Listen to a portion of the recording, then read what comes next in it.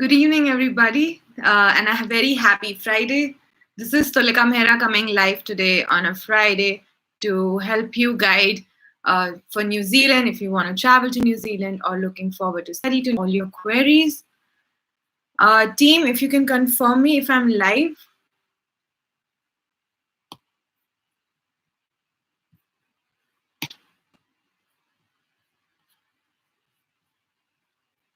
Okay, I do not seem the chat seems to be working for Facebook.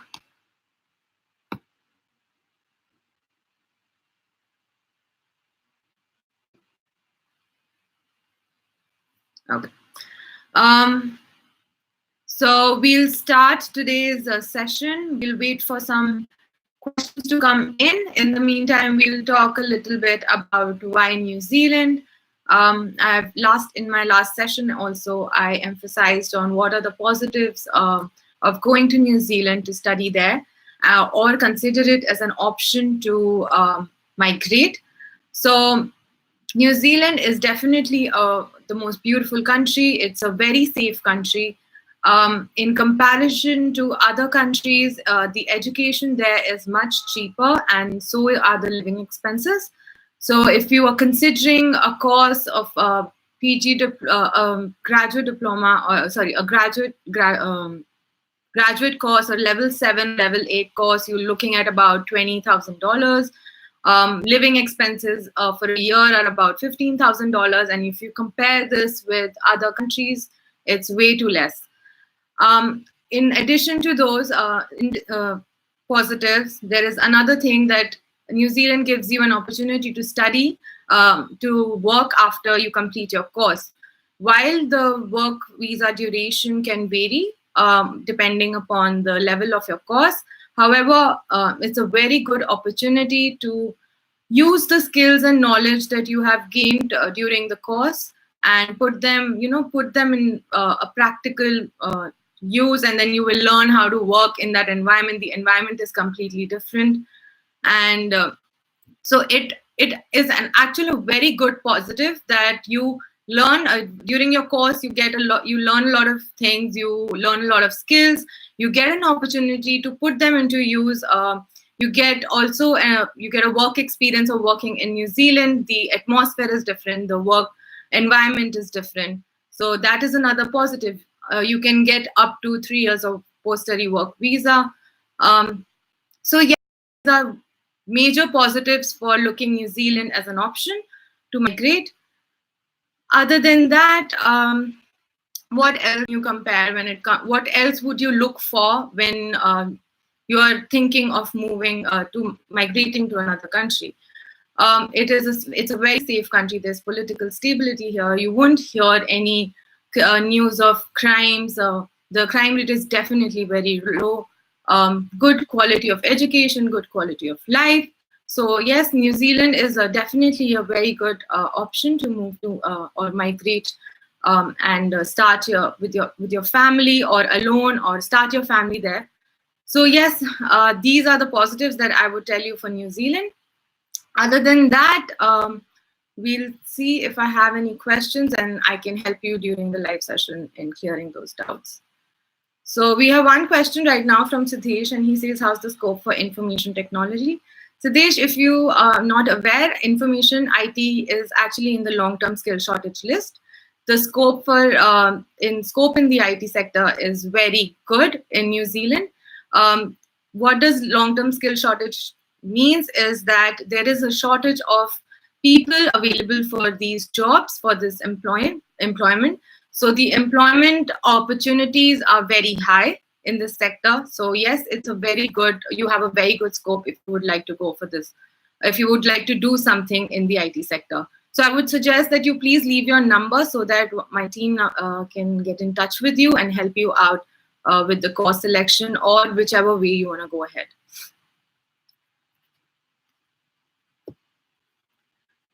There's another question by Joshua Jayaseelan. He says, I'm 41. I have 140 points in EOI and trying for social worker or university lecturer. How much is the consultation charges? Joshua, I would suggest that you write, you drop in your number, or you can write to us, and I can help you out on if to check if those EOI points are meeting, and if it's actually you need 160 points and not 140 points to clear the requirement to be eligible for an SMC.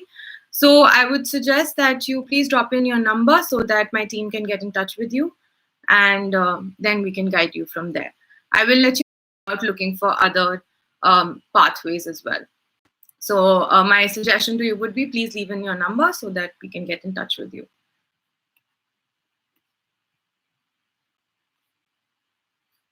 Okay, so the questions are still coming in. For today, we'll talk a little bit about what's happening in partnership is, I'll tell you a little bit about the visa category, how it works. So there are two main instructions in a partnership visa, which is also called a spouse visa, dependent category. It has different names, but means the same. The two main important instructions would be genuine and stable relationship, and the other is living together. Genuine and stable basically defines that the relationship is going to be maintained for a long period of time. The relationship has been going on stable for a long period of time. Then the living together parts focuses just on that the couple has lived together in the same address at the same residence for a certain period of time. Now, with temporary applications, there is no such fixed period of time that is there in the instructions. However, immigration right now is a little bit strict about the living together criteria, so it is mostly dependent upon case to case. So these are the two main categories that you can apply under. These are the two main instructions that you will be assessed under.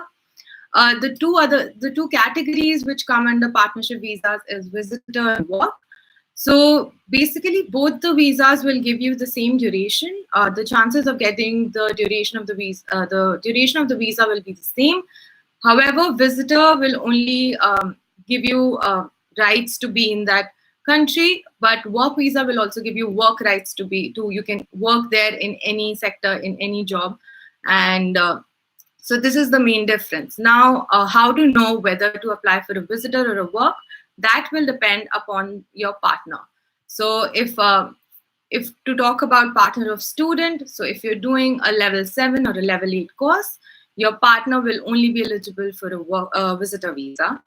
Unless that course that your partner is pursuing is in the LTSSL list, which is the long-term skill shortage list. Other than that, if your partner is doing a master's course, a level 9 or above course, it could be master's, PhD, then you are eligible for a work visa directly under partnership. So these are the two main categories. These days, we are getting a lot of cases in which it's recent marriages and the couples are very stressed out how to go about these applications, how to travel with their partner. While I cannot give you a blanket rule here right now because it majorly depends on how how the relationship was formed. So there are a lot of factors that have to be counted in. So for that, we will need to speak to you personally to see what is the entire situation of your relationship. However, I would suggest that do not apply on your own or do not apply soon. Make sure that you have sufficient documents even for whichever time frame that you have lived together. Documentation is very important. So speak with us. There can be sometimes that you will not think of that document if that document can be used or not. However, it could add a lot of value to your application. So it's always better to speak to someone who has experience there. I personally have worked as an immigration officer with Immigration New Zealand for about 2.5 years under the partnership team only. So have a bit of idea about how instructions are looked at, how strong the documentation should be. And till now, we have lodged all decision-ready files. We have not had any declines as of now under the partnership category. With the recent changes, we have launched a few files, so let's see how the outcomes, how we will get to know more about how immigration is looking at these applications, and we'll keep you posted about that for sure. So this is what's happening in the partnership area. So let's see if we have any more questions, else we can talk about some other visa category.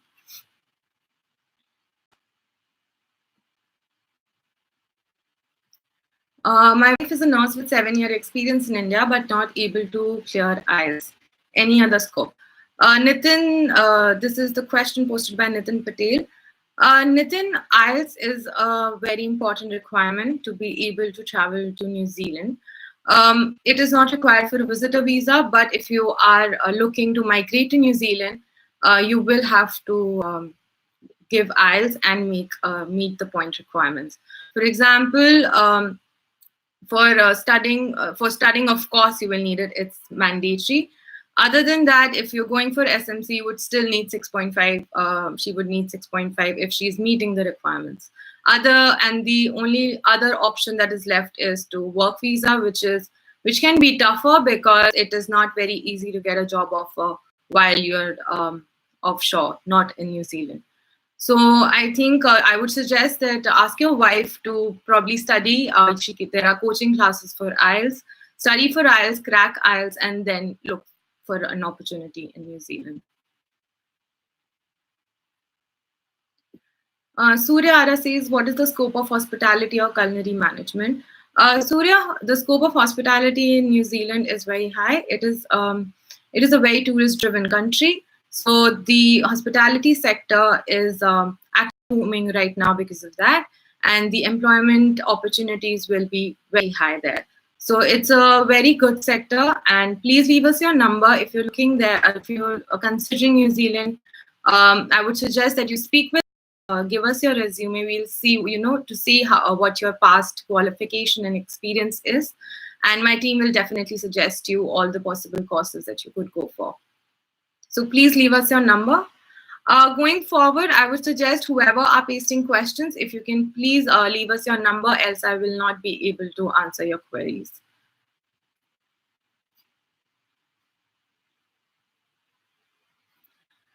There's a question by Divyanshu Saxena. He says, I'm in New Zealand on a student visa and getting married this year. I will be back after marriage on work visa. So how am I supposed to stay with my partner and fulfill above criteria? Okay, Divyanshu. So what is happening is there is another visa category which immigration has recently started, which is entry for cultural marriage. So there is an opportunity, there is a chance that your wife can travel once you guys get married. So I would suggest that you please leave us your number and get in touch with us so that we can get in touch with you. And we can guide you on how to start now. We can guide you from now what documents you will need, and so that you can start collecting the documents right now. And by the time you are ready to apply for an application, you will have all the information that you need for an application. So I think I would suggest that in such cases, it's better that you start working on your documentation from way before. And right now you have enough time. So please get in touch with us so that we can help you out with the documentation process. He also has written that they are in a relationship for last 5 years. So how to fulfill partnership visa criteria for my partner? Like I just said, that it's actually a positive point that if you're in a relationship for 5 years, you can definitely show documents for those 5 years that you've been in a relationship. There is definitely going to be evidence for that, which actually adds a lot of value to genuine stable instruction, which I talked about earlier. So yes, there is definitely a chance. So like I said, please leave us your number or you can contact us and we will get back to you and help you out definitely.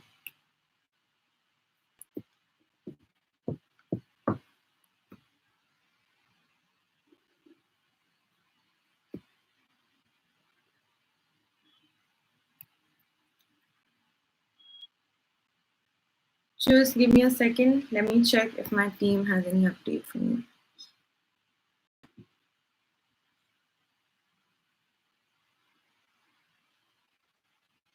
Nitin, for your question, I have a response from one of my colleagues, and he says that while IELTS is a mandatory requirement, alternative options could be a non-clinical course.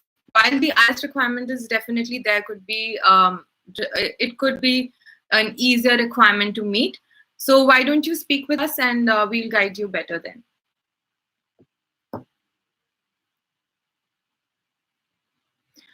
Jas Kumar writes what documents are required for a partnership visa. He's left us his number.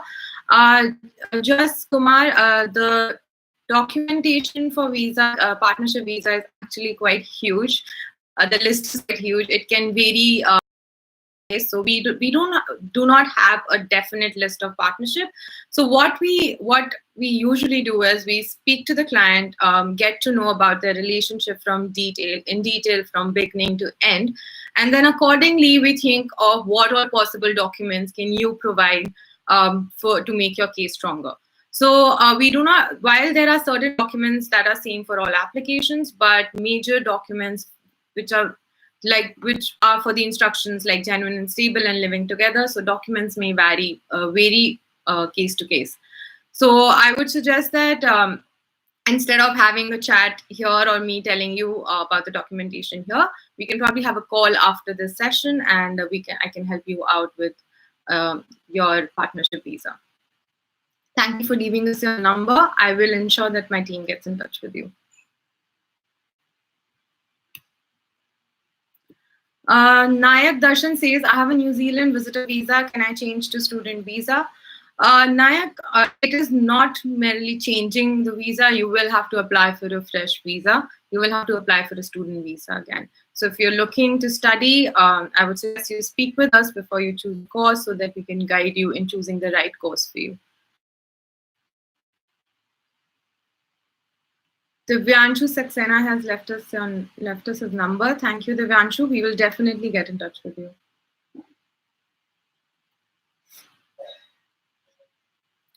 Kaushik Patel says, my age is 38. Which visa can I apply for migration? Kaushik, you're eligible to apply for any visa you want. Depends on what are you looking for. If it's just migration, then you can send us your CV and we can see if you're meeting the eligibility criteria for the skilled migrant category. If not, there is definitely study pathway, which is a much better pathway to go for. I have previously given positive points about choosing the study option than SMC, because what happens is if you choose to do a course in New Zealand, you're getting an international qualification. You are also getting an opportunity to work there on a work visa. So you get used to the environment slowly. And then finally, once you have the job in hand that meets the requirement for residence, you can apply for residence. While on the other side, with skilled migrant category, first of all, it's a very long process. It can take up to 1.5 years for the entire process. A lot of things can change during that time. And also, it is an expensive affair. So you will have to be ready with about $10,000 to $12,000 in entirety to spend on skilled migrant category. And especially considering how long it takes, I would suggest study pathway is definitely better. Also in skilled migrant category, you get 12 months to look for a job. And looking for a job will definitely be much easier if you have a qualification from New Zealand. So it's just about weighing and balancing the pros and cons. So I would suggest that study pathway would definitely be a better pathway to go for. So why don't you leave us your number, and then we can discuss the possible opportunities that we can figure out for you.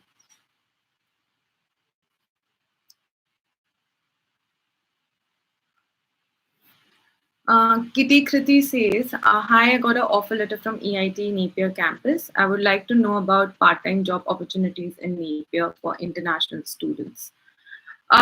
Kitty, I will not be able to tell you the opportunities in Napier sitting here, part-time opportunities sitting here. What you can do is you can go on seek.co.nz. You can type in the kind of part-time opportunities that you're looking for, the city you're looking for, and you'll get all the possible options that are there. If you want, we can. My team can help you out with your visa application if you've not filed in yet. So leave us your number so that we can guide you better in which course, which university or campus to choose.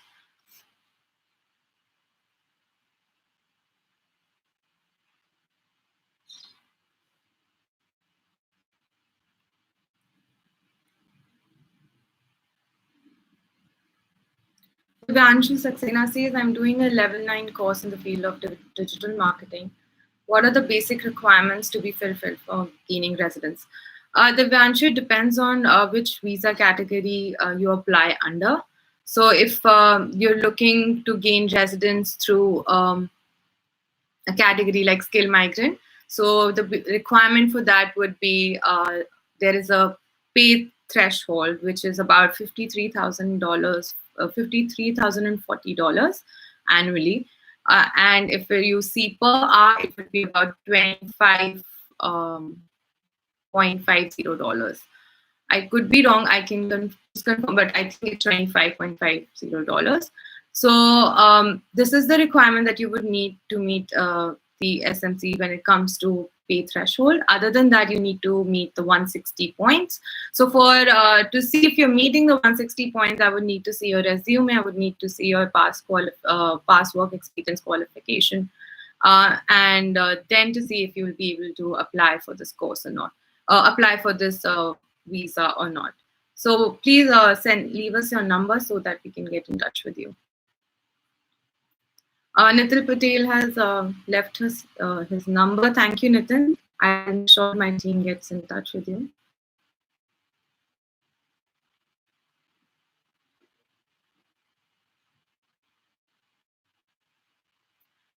Chirag says, hello, I have applied for study visa for Feb intake 2020 through AGV, and I applied on 20th December, but I didn't get any interview call till now. Chirag, thank you for choosing us, first of all. Don't be worried. It is not a mandatory requirement that you will get a call for your visa, student visa. There is a chance they may not just call you at all and just approve the visa. So if you've not gotten a call, don't fret. It's completely fine. But if your intake is much closer, once your intake is closer or something, and we've not heard anything from them, we will definitely get in touch with immigration and get you an update.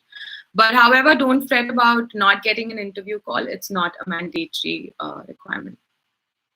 So it basically depends on the immigration officer. If they're satisfied with what is there on the file, is satisfied with your course, they will probably just not call you. But if they want to speak with you, they'll pick up a phone and call. So there is not a set rule if an interview will be taken or not.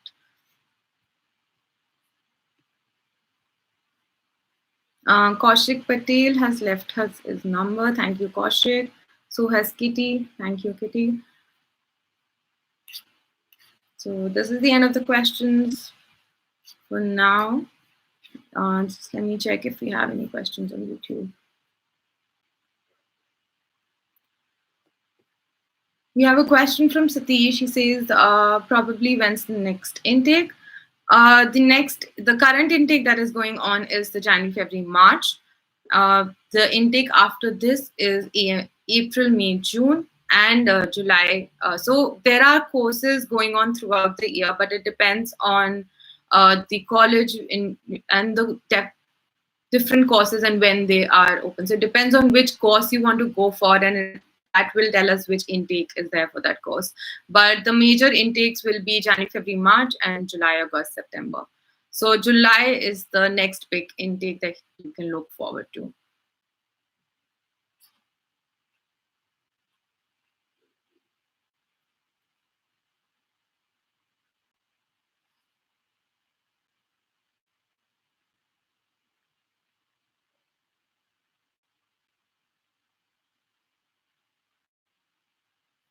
Okay. Those are all questions that I could see.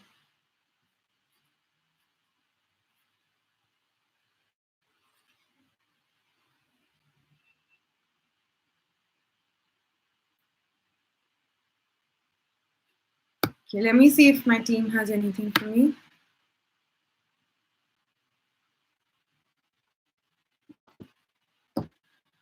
Next question we have got from Shubham, who says, what is the scope of construction market in New Zealand? Shubham, I would first want you to leave us your number and then I will get back and answer your question. The Vyanshu says, will you be able to fix an appointment at Hamilton office for me? Definitely, the Vyanshu, we can fix an appointment for you. I think you've left us your number. If not, please do, and we can fix an appointment for you in our Hamilton office. So there are two licensed immigration advisors there. One is Arun Jacob and one is Miri. So we can fix an appointment with one of them. And you can go and meet them.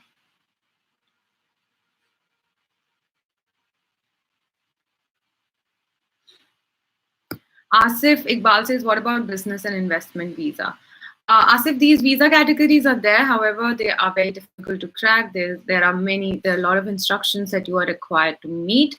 And your question is quite generic, so I would need to know about your profile and everything in order to advise you which visa category to go for. So if you want, please leave us your number so that we can talk about it in detail.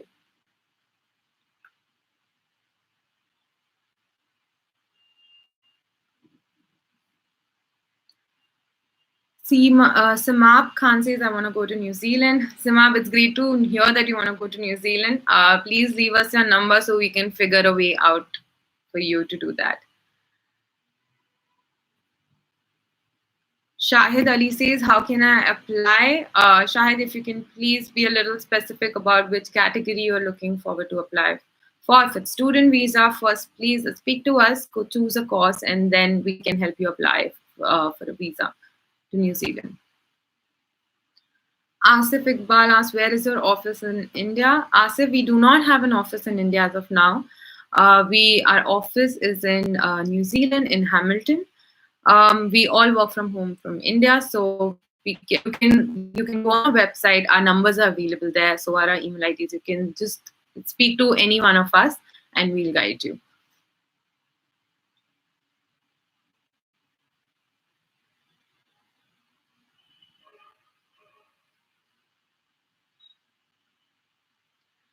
Hi, Kevin.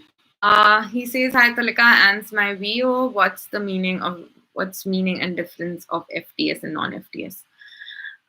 Kevin, FTS is a fund transfer scheme which INZ had started to ensure that the funds that a student was showing for his education are actually being used for his education.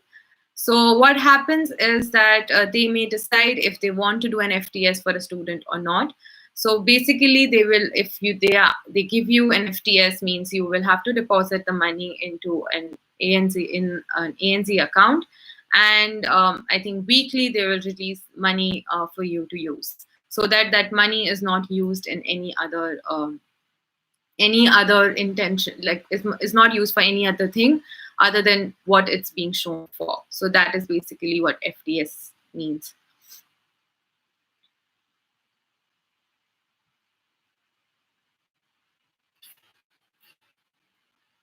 Nitin Patel says, how much time will it take? Nitin, I'm not sure regarding what you're saying. For visa, if you're saying for student visa, it's right now the current processing time is 83 days. However, starting from choosing the course and getting an offer letter and then applying for the visa, we would suggest that you start working with us so that you can make it for the next intake.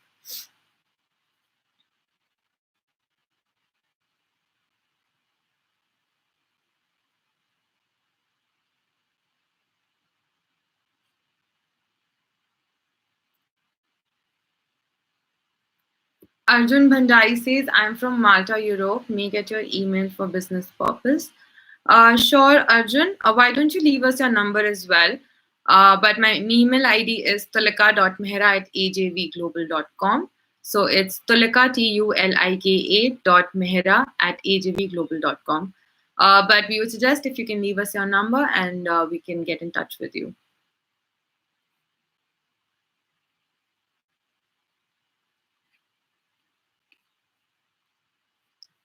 The next question we've got is from Sabar Ali Khan. He says, what is the IELTS score requirement to migrate to New Zealand? Sarva, the IELTS score can depend on different courses, on different colleges, the visa categories. So for student visa, the minimum that you will have to get is about 6. And then it can range differently for the level of course that you're going for. For a skilled migrant category, you need 6.5 in IELTS. So speak to us to know if you're looking for study options. We can look for the right course to go for, and accordingly, you can see what is the IELTS score requirement for that course.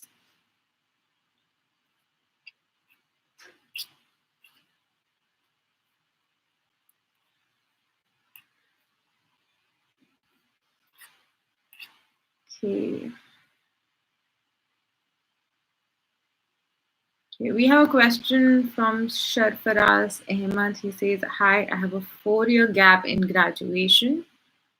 Can I apply for New Zealand study visa?"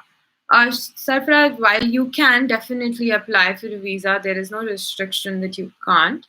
But we would like to know what was the reason of the gap. We just need to cover up what was the reason of the gap. And explain it to Immigration New Zealand. So I would suggest please speak with us so that we can know more about your case and we can figure a way out for you to move to New Zealand on a study visa.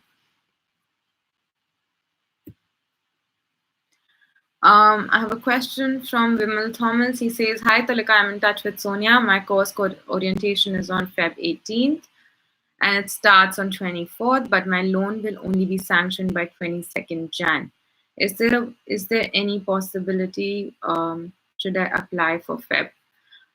Vimal, I would suggest that there is no harm in applying. We can definitely put the file in queue, and if it doesn't make it in time, we can get it deferred for the next intake. But I would suggest there is no harm in applying. I'm not sure what course you're going for, but sorry, it is written. You're doing a course from MIT. Okay.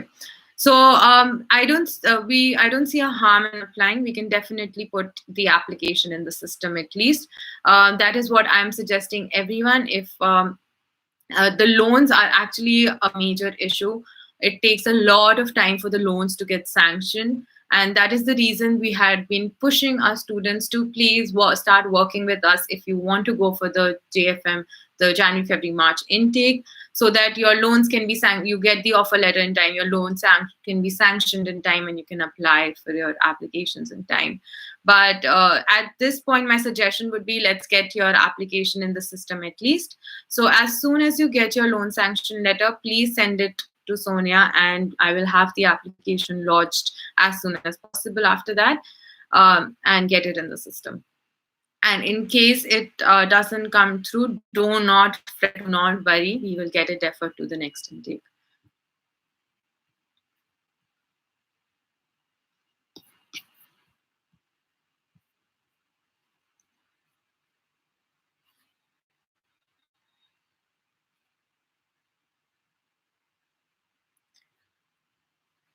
We have a question from Agyat Jeevan. He says, "I'm studying Masters in Social Work in Australia. Want to apply for a level 7 in New Zealand. What is the procedure?"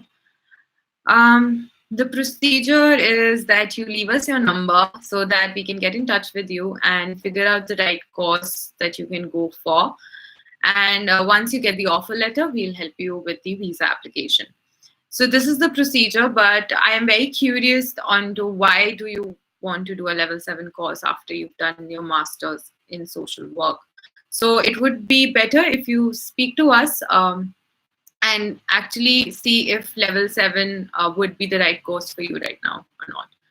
So because I have no idea what you're looking, what is the course that you're looking for after your master's in social work.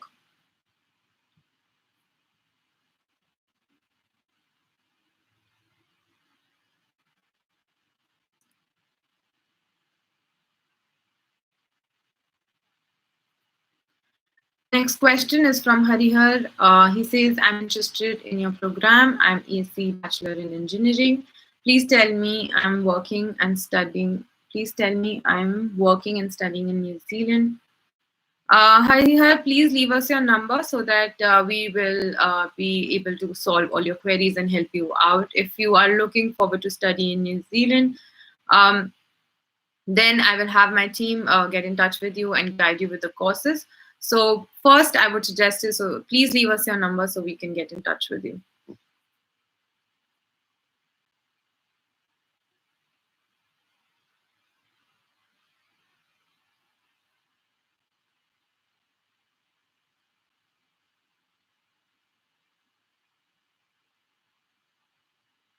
Okay, just give me a second and let's see if my team has any update for me. Okay, it's pretty silent.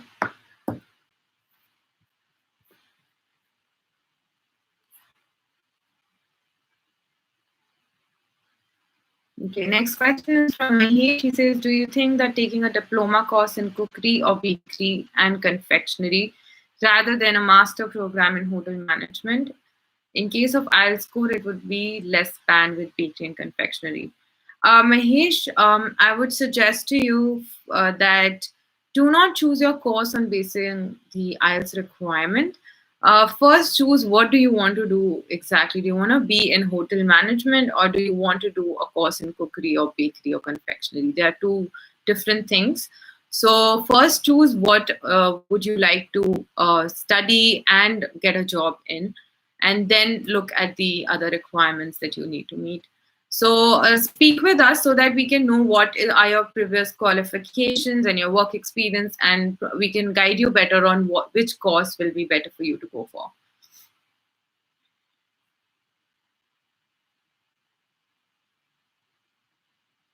Arjun Bhandari says, please provide me email. Arjun, I'll repeat the email ID for you. It's tulika.mehra@ajvglobal.com. Just give me a second.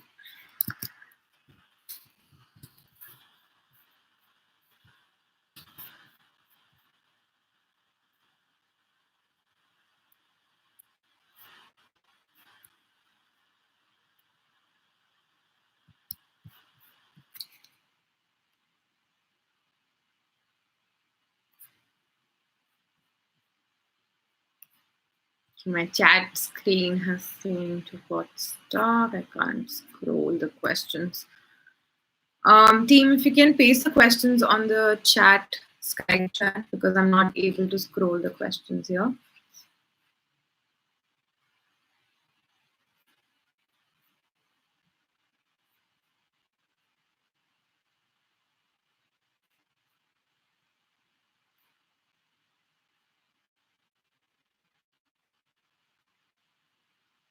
Okay.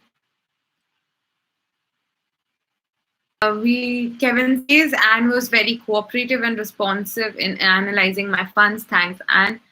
Congratulations, Anne. That's a very good feedback. Thank you, Kevin, and thank you for appreciating Anne and our team. Thank you so much.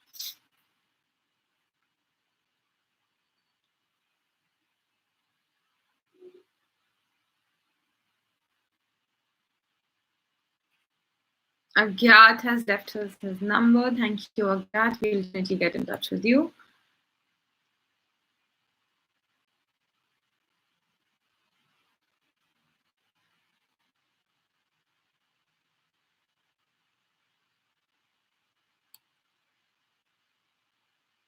There's a question from Naveen Chand. He says, is there any difference in the value of credentials from Polytechnic College or university? What's your view? Naveen, I would say obviously the universities are, the courses will be, there will be different courses, the cost will be more, but the education and the quality of education is equal throughout the country.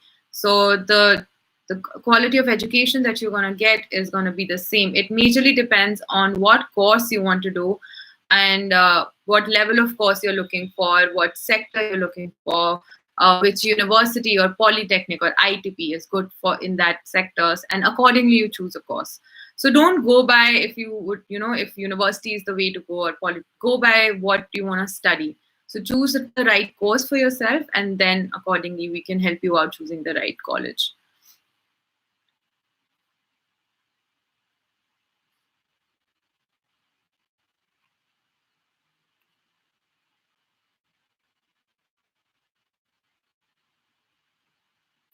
Abdul Kadir says, "Hi ma'am, can you please tell me how much loan do I have to take for MS in civil in Canterbury?" Abdul, I will have to check the what is the fee structure for that course as of now.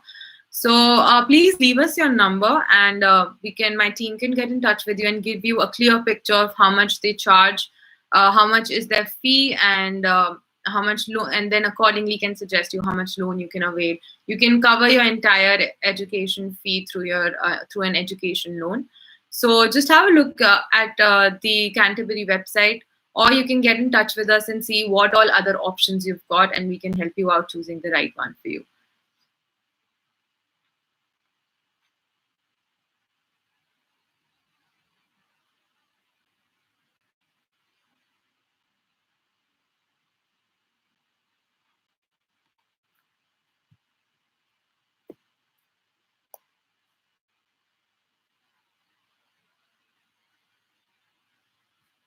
Okay. Next question is from Chalan. He says, "Hi, I have work experience related um, IT field, if I'm not reading it on, but I want to study related bakery. Is it possible?" Oh, that is a very drastic difference. First, I would want to know, why do you want to shift from IT to bakery suddenly? It is definitely going to be a very difficult thing to convince to immigration that why there is a drastic change in the field. But however, if you have genuine interest in bakery, then nothing is impossible. We can definitely help you um, crack the course for bakery and help you out with the visa application. But you yourself need to be very sure of that and should be able to tell us why bakery now. So if you can convince us, you can convince the immigration officer. There is nothing that can stop you from applying for that course. So please leave us your number, have a chat with us, and see what works out better. But if you're already in the IT field, I would also want to let you know that it is in the long-term skill shortage list. The employment opportunities in the IT sector are huge in New Zealand.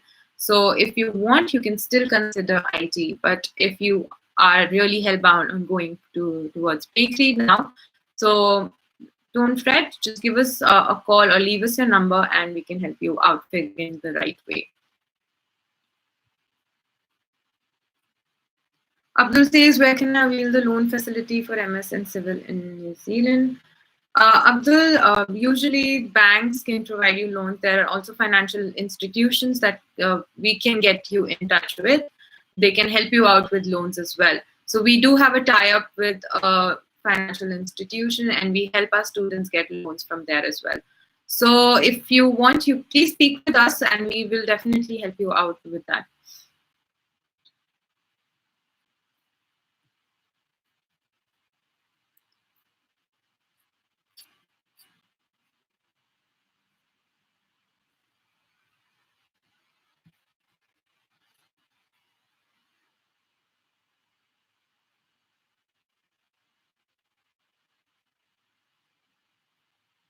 We have a question from Akhil Francis, who says, "Higher studies in civil engineering scope."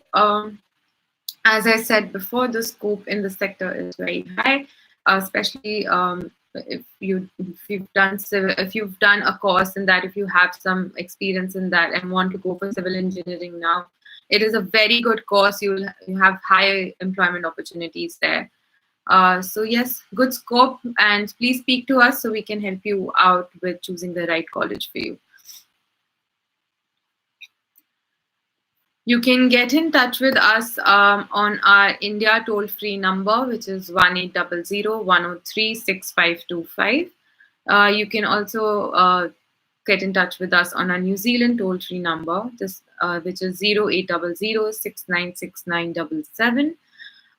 You can drop in us an email on immigrationadvisor@ajvglobal.com, or you can drop an email at info@ajvglobal.com.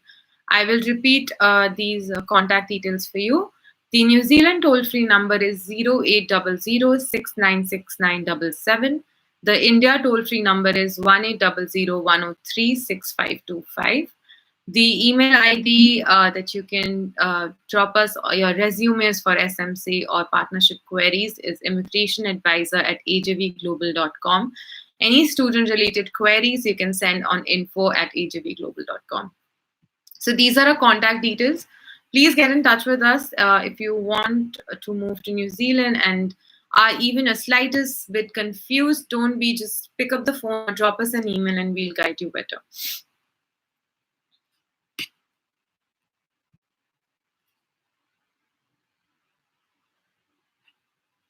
There's a question from Pratiksha. She says, hi, I would like to know which institute is good for Masters in Management.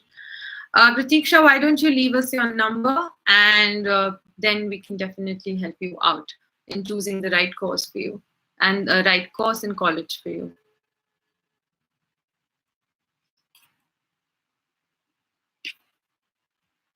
Okay, seems that the questions have finished.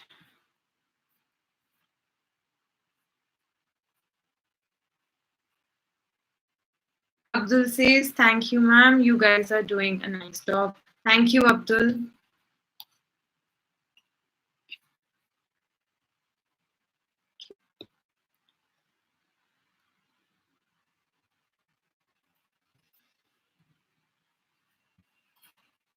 Okay, I don't see any more questions coming in.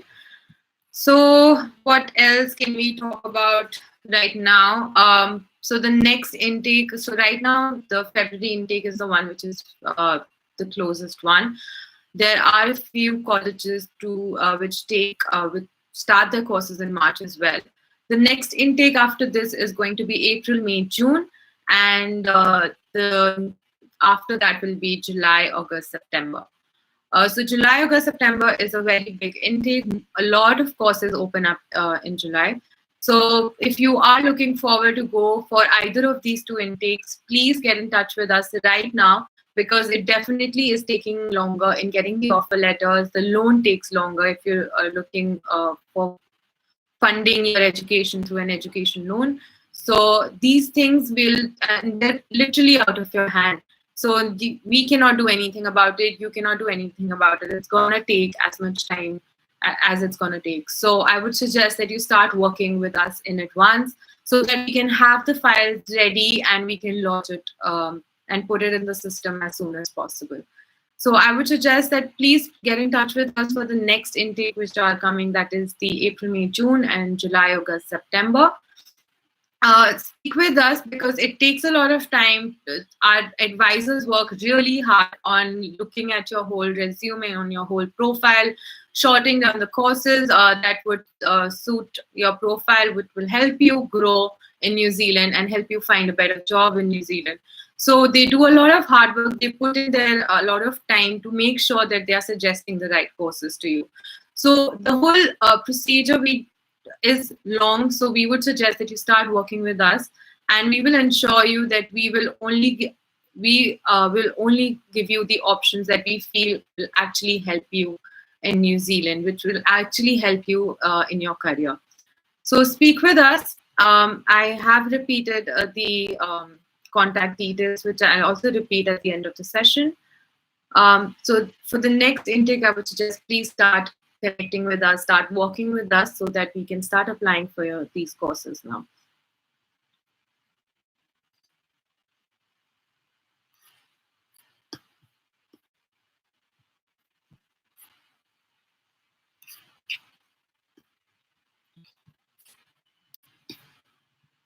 Okay, we have another question from Mazhar Hussain, who says, what is the opportunities for Masters in Education? Mazhar, I would want you to first leave us your number and then I can answer your question.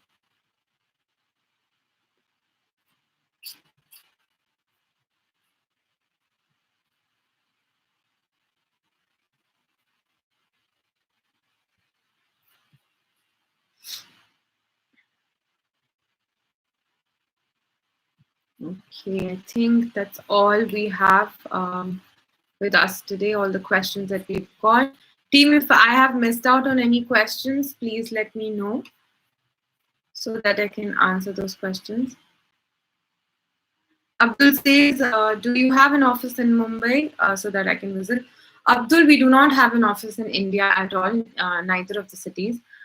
You can definitely get in touch with us if you want to arrange for a meeting. I can have a meeting arranged with me, but I can assure you that my team will help you out over call, over emails, and will guide you the best in the best way possible. So you do not have to worry about us not if we have an office or not. We ensure that we give proper services. Even if we work from home, we give proper services to our clients. And in fact, it's much better that we all are working from our comfort zone, and we can stay with our families and we can work as well. So you have nothing to worry about there. So leave us your number, and I can assure you that you will be guided properly.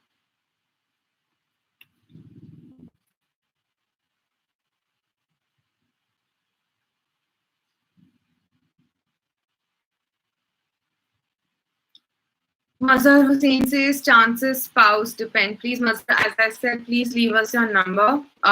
Though I'll just help you out. As you're looking for a master's course, your spouse can travel on a work visa. So she can apply for a work visa. But in case you want any more information, I would suggest please leave us your number so my team can get in touch with you.